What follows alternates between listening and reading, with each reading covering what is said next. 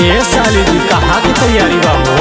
ए जीजा साली तोहर कोइले तैयारी दर्शन करे संगे चल माई के दुआरी। अरे हाँ हो। ए जीजा साली तोहर कोइले तैयारी दर्शन करे संगे चल माई के दुआरी। चुनरी चढ़ाइब हम माई के मनाइब हम चुनरी चढ़ाइब हम माई के मनाइब हमर बात कहे नहीं मानत।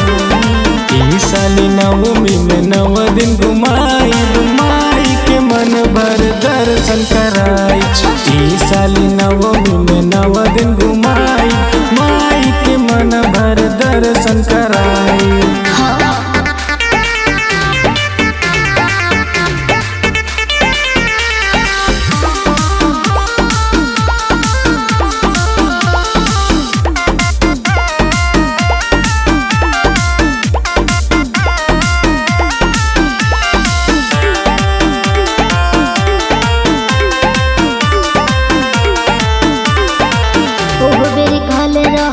के हम जाए रुसजनी साली पंडल में घुमाए।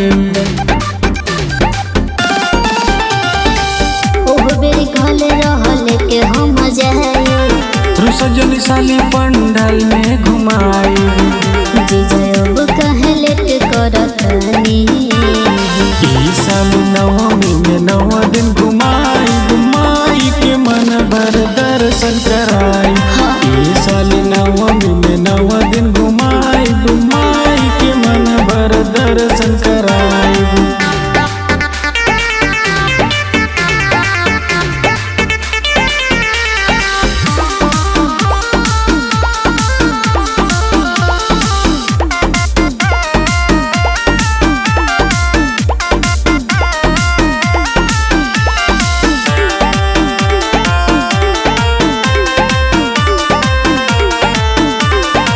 संबोध प्रेमी दीपक गइले माई हर हो तुम के लेके चल कर सबर हो।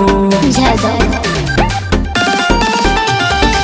कृषि किसान देख गइले माई हर हो तुम के लेके चल कर सबर हो। सर्विस करेला तू काहे मन मानी।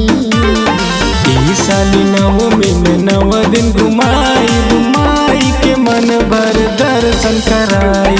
ई साली नवमी में 9 दिन घुमाई माई के मन भर दर्शन कराई। अब तो चला चला।